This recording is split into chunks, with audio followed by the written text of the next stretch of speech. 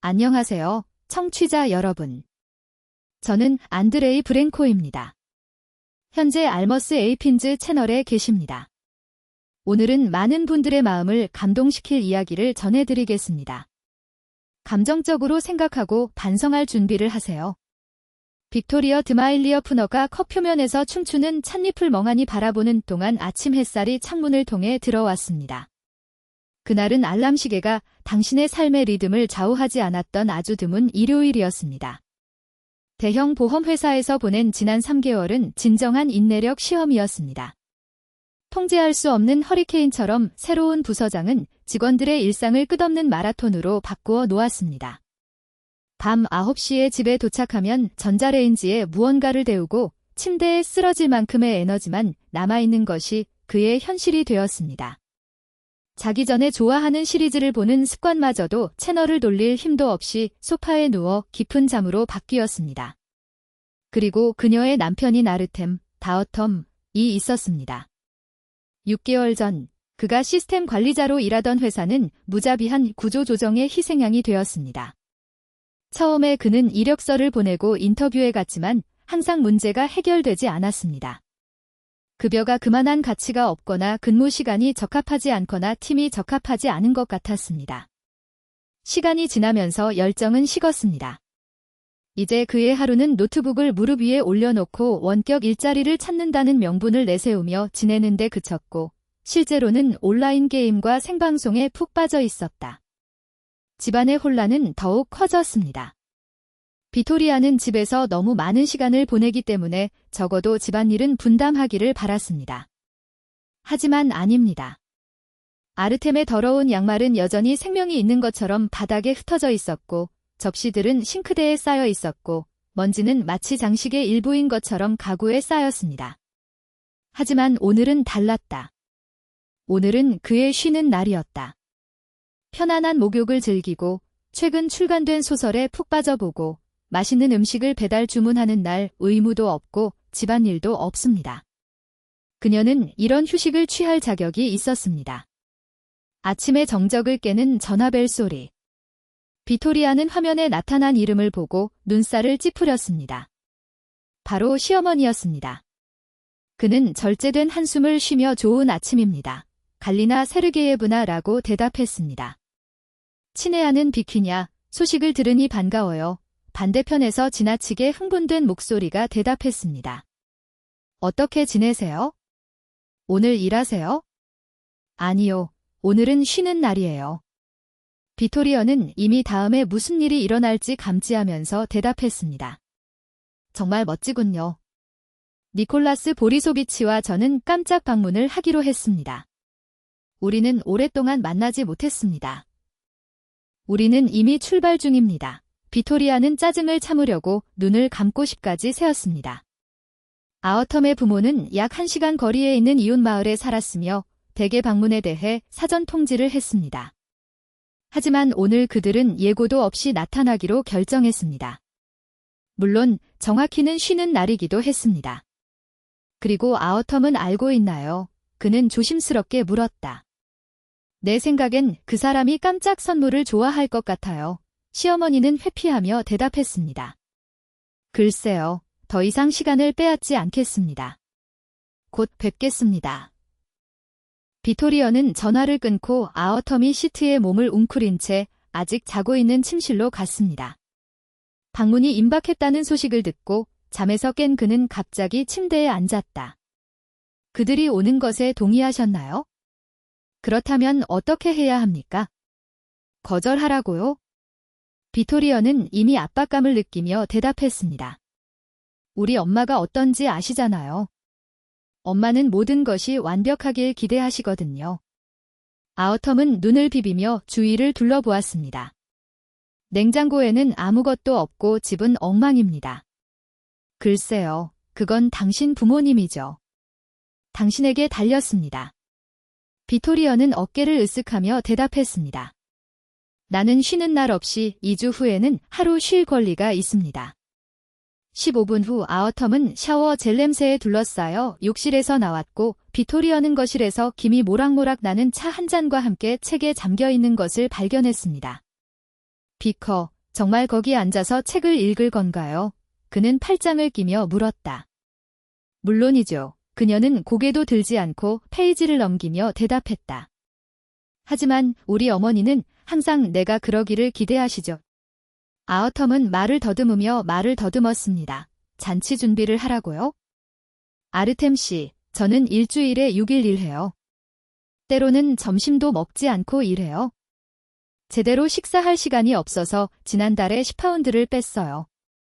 그러는 동안 당신은 하루 종일 집에 있고 게임을 하고 식기세척기에 물건을 넣지도 않고요. 마침내 그녀는 위를 올려다보았다. 오늘은 쉬어요. 생리. 그는 항의를 시도했지만 전화가 다시 울렸다. 다시 한 번 걸리너 서가이에브너였습니다. 아어티엄, 내 사랑, 내 아버지와 나는 좋은 생각이 있었어. 우리는 이미 가는 길에 샴페인으로 우리의 방문을 축하하는 것이 어떨까? 특별한 것으로 우리를 환영할 수 있다고 생각했다. 아우텀은 빈 냉장고를 바라보며 당황했습니다. 엄마, 우리 집에는 아무것도 없어요. 방문객이 올 거라고는 예상하지 못했어요. 아, 하지만 그건 문제가 되지 않아요. 시장으로 달려가서 간식, 과일, 차에 마실 것 등을 사세요. 그리고 잊지 마세요. 당신 아버지는 좋은 레드 와인을 좋아하세요. 전화를 끈 차 아우텀은 절망과 애원이 섞인 표정으로 비토리어를 바라보며 이렇게 말했습니다. 비커, 저 사람들은 이미 나갔네요. 이제 먹을 것을 찾아야 합니다. 당신 스스로 고치세요. 그녀는 책으로 돌아가며 대답했다. 아우텀은 냉장고를 열고 냉동고를 들여다보고 창밖을 내다보았습니다. 마침내 그는 결정을 내렸습니다. 차 열쇠를 가지고 가게에 가세요. 고기와 와인을 사세요. 벌써 오고 있어요. 비토리아는 천천히 책을 덮고 이전에 한 번도 본 적이 없는 표정으로 그를 고쳐주었다. 그러며 백수 남편은 혼자 집안을 부양하는 아내가 쉬는 날 서둘러 가족을 부양해야 한다고 생각하는 걸까요? 그의 목소리는 차분하면서도 날카로운 것이었다. 그게 무슨 차이가 있나요? 아우텀이 연기를 냈습니다. 좋은 인상을 남기는 것이 얼마나 중요한지 아시죠? 결혼 6년 만에요. 그녀는 하염없이 웃었다. 당신이 6개월 동안 직장을 잃었다는 것은 말할 것도 없고요. 대출금, 청구서, 월세를 지불하는 사람은 바로 나입니다. 그리고 당신은 먼지도 닦을 수 없습니다. 저는 일자리를 찾고 있습니다. 저는 어떤 것에도 안주하고 싶지 않습니다. 라고 그는 설명했습니다. 물론 아내가 모든 비용을 지불하는데 왜 노력을 기울이나요? 비토리아는 소파에서 일어났다. 그거 알아요. 오늘은 쉬어요. 부모님이 문제죠. 아우텀은 분노로 얼굴이 붉어졌습니다. 도움을 거부하는 겁니까? 정확해요. 그녀는 화장실로 향하며 확인했다. 샤워할 거예요. 시장에 가거나 뭔가를 준비하거나 배달을 주문할 수도 있어요. 아니면 오늘은 방문객들에게 좋은 날이 아니라고 설명해 주세요. 그녀 뒤에서 화장실 문이 닫혔다. 얼마 지나지 않아 현관문이 크게 쾅 닫히는 소리가 들렸다. 향긋한 욕조 거품에 몸을 감싼 비토리아는 눈을 감았습니다. 어쩌면 그녀가 너무 가혹했는지도 모르지만 결국 오늘은 몇 주 만에 처음으로 쉬는 날이었습니다. 그리고 아우텀은 무관심과 무책임함으로 이미 모든 한계를 넘었습니다. 40분 후 그가 화장실에서 나왔을 때 그는 집이 비어 있는 것을 발견했습니다. 아우텀은 분명히 서둘러 떠났습니다. 냉장고는 여전히 암울했습니다. 달걀 2개, 우유 반 상자, 말린 치즈, 절인 오이 한 병이 들어 있었습니다. 비토리아는 포기하지 않았습니다. 그는 새 차 한 잔을 준비하고 소파에 앉아 책을 들고 시간 가는 줄 모르고 이야기에 푹 빠져 있었습니다. 초인종이 울렸을 때 시댁 식구들임을 깨닫는 데는 시간이 좀 걸렸다. 문을 열자 가방을 들고 있는 갈리나 세르게예브나와 니콜라스 보리소비치가 보였다. 들어오세요. 그는 그들이 지나가도록 옆으로 물러서며 말했다. 비키냐, 만나서 정말 반가워요.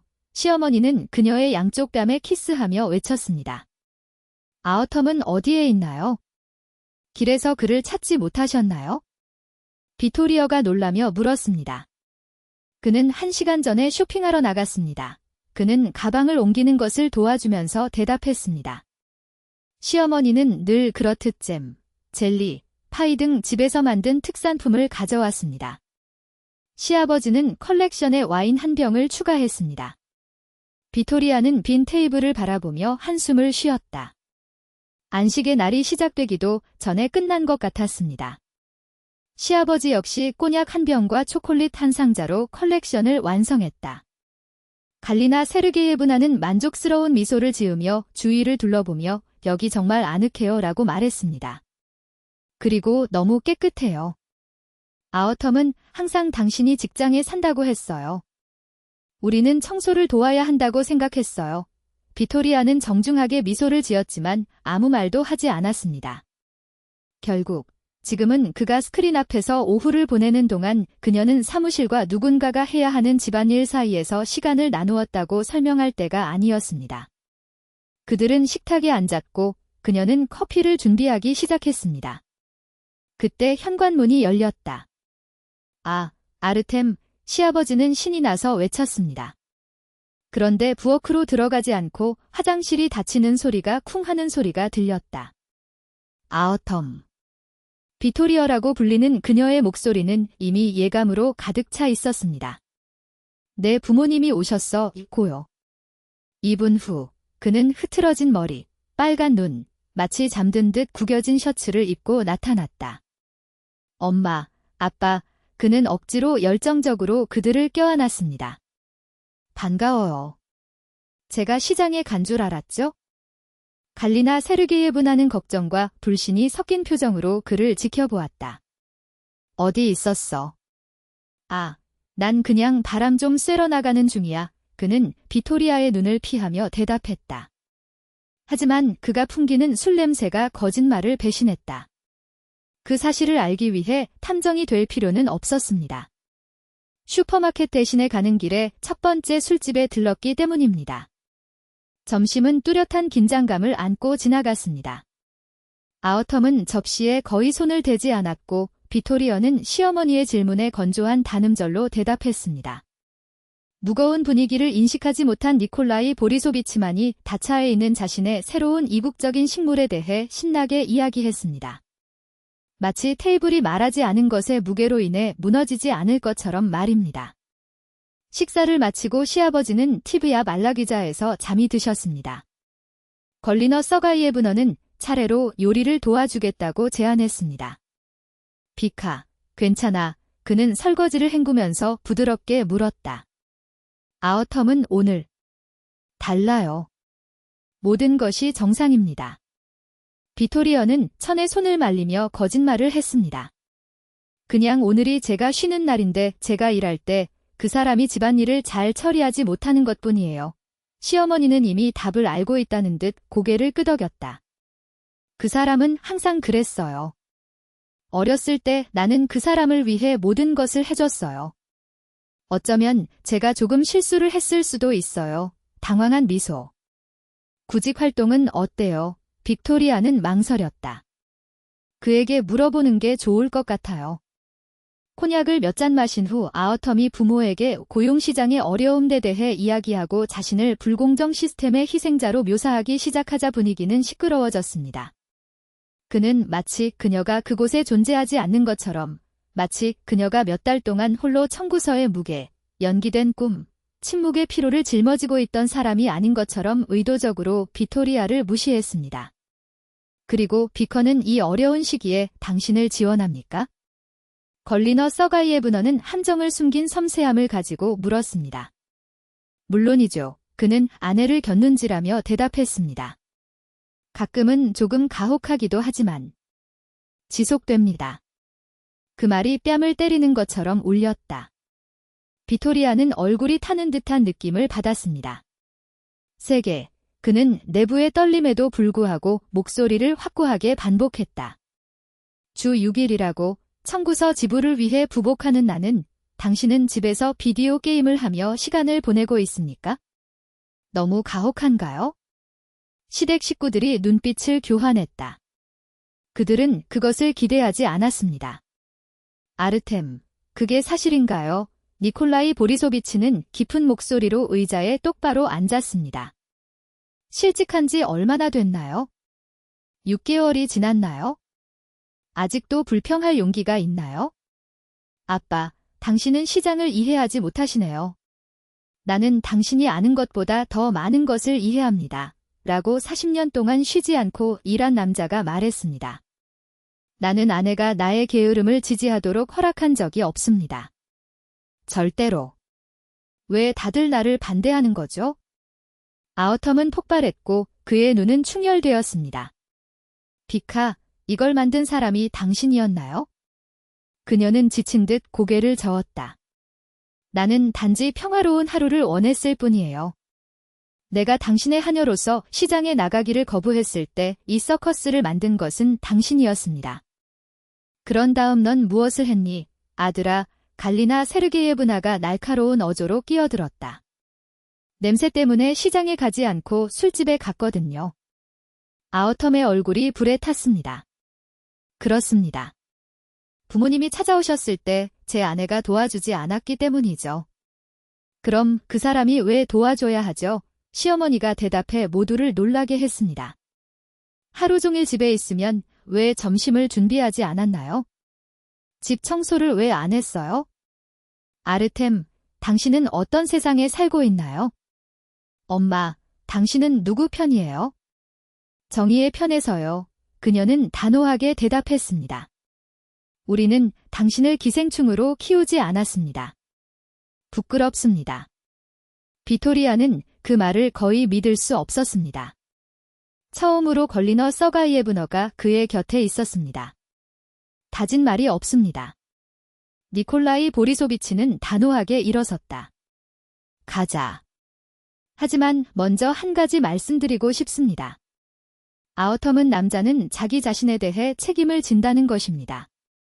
여기서 일자리를 찾을 수 없다면 우리에게 더 가까이 다가가십시오. 공장에 공석이 있습니다. 그것은 IT도 아니고 화려하지도 않지만 정직한 일입니다. 나는 공장에서 일하지 않을 것이다. 그는 분개하여 대답했다. 그럼 뭔가를 찾아보세요. 하지만 더 이상 비카를 희생하면서 살 생각은 마세요. 시댁 식구들은 조용히 작별 인사를 했다. 떠나기 전에 걸리너 서가이에브너는 빅토리아를 옆으로 데려갔습니다. 방해해서 미안해, 얘야. 그리고 우리 버릇없는 소년을 참아줘서 고마워, 한숨. 하지만 그가 만족하도록 놔두지 마세요. 당신은 더 나은 대우를 받을 자격이 있습니다. 문이 닫히자 아우텀이 폭발했습니다. 만족해요. 이제는 부모님도 반대해요. 그들은 당신을 반대하지 않습니다.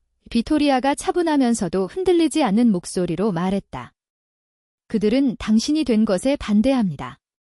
책임을 위임하는 사람, 세상이 자신에게 빚을 졌다고 생각하는 사람, 자신을 위해 싸운 사람들을 소중히 여기지 않는 사람.